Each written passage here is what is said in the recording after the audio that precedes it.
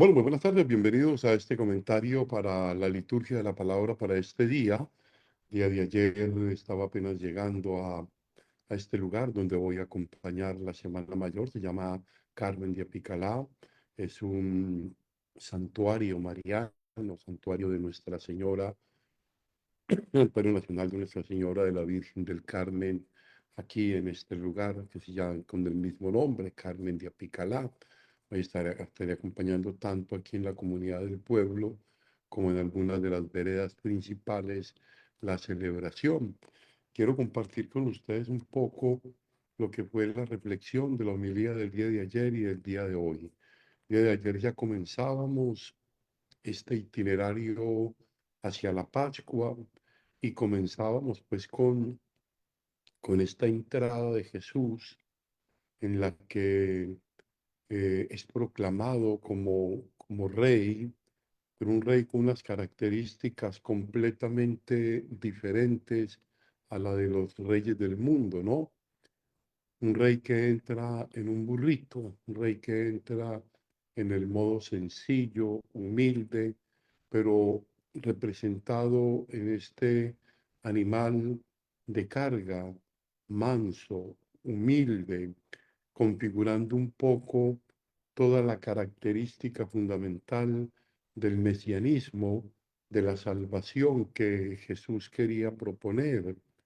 Pero eso viene incluso representado ahí en ese signo totalmente opuesto al del emperador, al del conquistador, que entraría en caballos o en carruajes guerreros para sembrar miedo, intimidar y de esa manera comenzar a, a proclamar un reino. Él viene, Jesús viene a proclamar un reino que es el reino que quiere reinar en un lugar muy concreto y que es el lugar donde deben acontecer todos los cambios y que es el lugar al mismo tiempo desde donde reinando él se podrán construir todas las estructuras sociales que se quieran.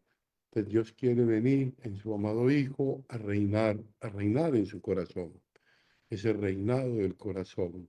Y viene a reinar con humildad, con sencillez y con la capacidad de servicio. De hecho, a mí esta lectura, en modo particular, con esa imagen del burrito, me conecta y me conectó. Ayer le decía a la gente en la homilía aquí en esta catedral de la Virgen del Carmen, que inmediatamente como que la imagen del burrito, ella traiga en el burrito, me conectó de una manera directa con el pesebre, con el nacimiento, con la humildad, con la sencillez, con lo nada vistoso, con lo nada ruidoso, sin hacer absolutamente ruido. Entra Jesús, es reconocido por el pueblo, por muchos del pueblo, por muchos quizás de los que habían recibido de él, pues muchas eh,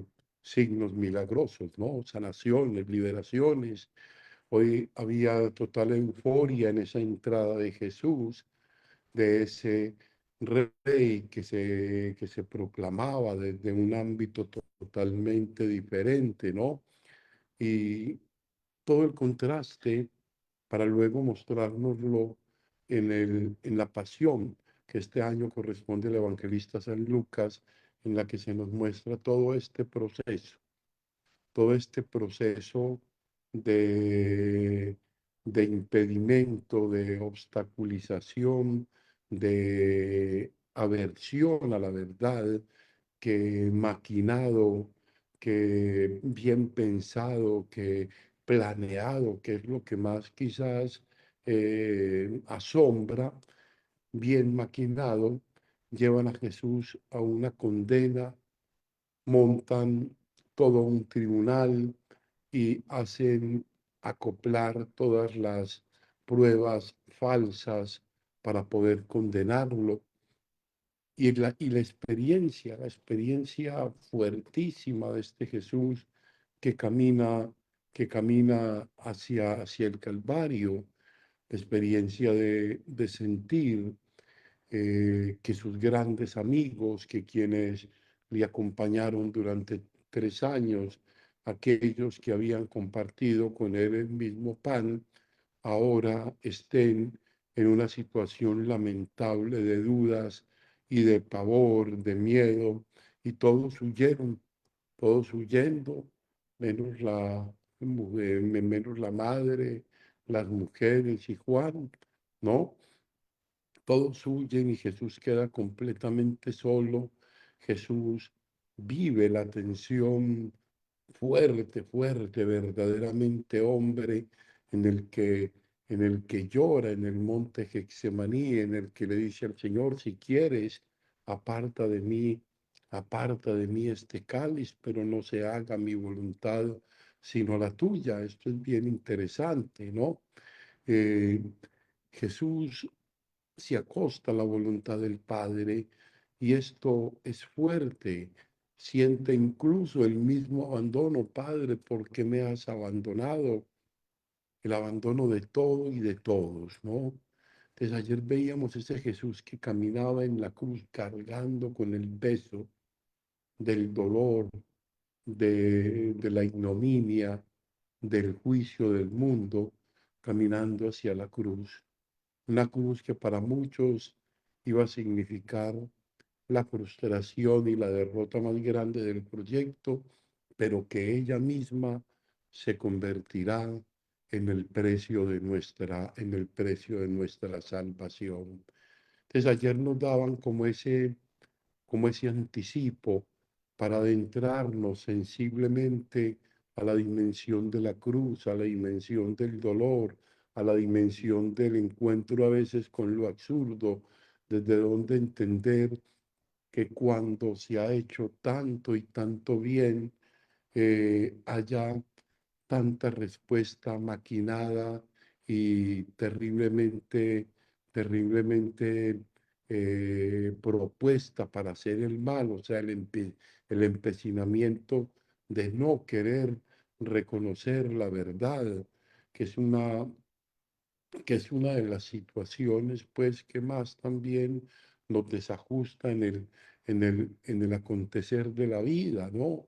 A veces el no querer aceptar las verdades, el no ser humildes, el no ser honestos, a veces también como Jesús, tener que pasar por el filtro del juicio, de la condena, del prejuicio, ¿no? De todos los estigmas que hay, que existen en la sociedad, ¿no? Encontramos que esa experiencia de Jesús es la experiencia profundamente humana que muchas veces experimentamos incluso en el mismo abandono.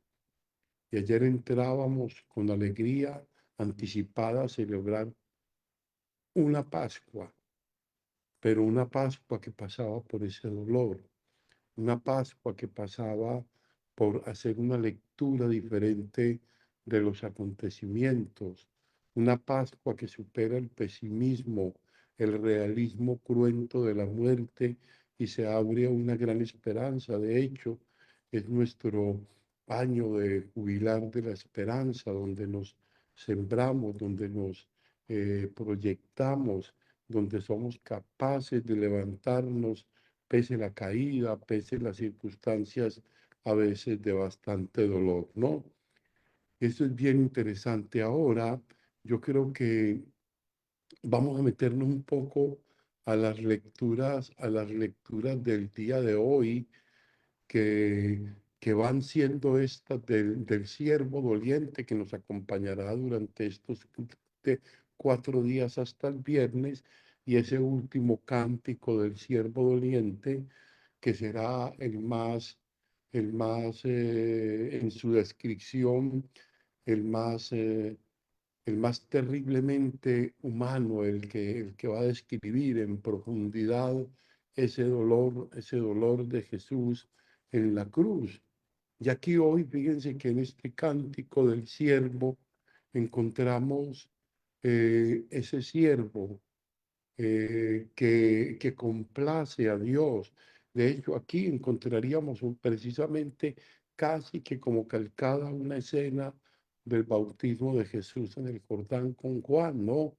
Fíjense ustedes, Jesús va al Jordán, Juan lo bautiza, esa voz del cielo que habla, miren a mi siervo, en quien me complazco, escúchenlo, y aquí dice, miren a mi siervo, a quien me sostengo, a mi elegido, en quien tengo mi complacencia. Fíjense que que es casi repetida que es casi repetida la escena del bautismo. Dice, he puesto mi espíritu sobre él, ¿no? Enviado, recuerden en la sinagoga de Nazaret, puesto mi espíritu sobre él para anunciar la buena noticia, ¿no? Entonces dice, manifestará la justicia a las naciones. Ya comienza a decir, pero va a decir de qué manera, de una manera totalmente contraria a esa vindicativa, ¿no? De la justicia tomada por nuestras propias manos. Y nos describe el juicio, ese juicio que acompañará al Salvador. No gritará, fíjense ustedes, no va a gritar, no va a clamar, no va a vocear por las calles. Dice que lo que está ahí a medio apagarse, que apenas medio se sostiene, no lo va a quebrar, va a implantar la justicia y la paz en el país. Fíjense qué interesante esto. Es a lo que viene el Señor y viene precisamente para levantar lo que está caído, para no apagar lo que apenas medio tiene una medio chispecita. Creo que esto es es una palabra que tiene una gran, pero una gran esperanza. Y luego pues tenemos este evangelio, el evangelio del día de hoy, un evangelio en el que, fíjense, había lugares como muy familiares para Jesús en el trajinar de su ministerio. En este caso era la casa de Marta, de María y de Lázaro, a quien él había resucitado. Era un lugar, parece, de de mucho agrado, donde se sentía bien. Y allí pues le habían invitado a una cena y bueno, y había muchos curiosos pues que querían ver a Lázaro a quien había resucitado, y Jesús comparte con sus amigos en familia. Esto es otro detalle interesante, la cercanía y la familiaridad de Jesús, ¿no? Ese encuentro con el otro, con los amigos. Y allí encuentra que, que María tiene un frasco de perfume, según Judas, supremamente costoso, que valdría unos 300 denarios, y le está ungiendo los pies al Señor y los está enjugando con su cabellera, simbolizando con esto ya la preparación del sepulcro, que va a ser el perfume del sepulcro, ya no va a ser el mal olor, sino el buen olor de ese sepulcro de Cristo, desde donde va a salir precisamente el que sale victorioso de la muerte y el que nos va a acompañar verdaderamente en la Pascua. Encontramos también pues la figura de Judas, a quien aquí tiene en el relato de San Juan tiene toda la fuerza negativa. Judas, quien cuestiona de que no se debió haber hecho eso, que tal, lo del perfume, más bien haberlo vendido para los pobres, nos dice el evangelista que no le interesaban los pobres, era el que manejaba la bolsa, entonces quería quedarse con el dinero, ¿no? Esto es bien interesante, ver un poco cómo en esa compañía de Jesús, que lo vamos a ver a lo largo de estos días, en esa compañía de Jesús, pues había allí pues bastantes, había muchos que, que seguramente diríamos, "Ve, no deberían estar en ese grupo", pero no, están todos los que el Señor quiso, y en ese grupo, representados en ellos, querida comunidad, también estamos nosotros. Estamos nosotros porque podemos ser un Pedro que en algún momento por miedo niega, podemos ser cualquiera de los discípulos que huye de las consecuencias de su ministerio, podemos ser un mismo Judas que poseído por la codicia, tal y como nos lo relata, a veces es capaz de vender hasta su propia madre, diríamos nosotros. Entonces, en fin, yo creo que nos va dibujando este camino de la Semana Mayor y nos va invitando a disponer nuestro corazón para entrar con Jesús en esa lectura de la vida, sobre todo de la vida que está inscrita en el dolor. Esta semana estoy terminando, voy a hacer un vía crucis, siempre lo he trabajado desde la familia, lo voy a hacer desde la familia, desde cada una de las estaciones, ya lo estaré transmitiendo en su momento para los que se conectan.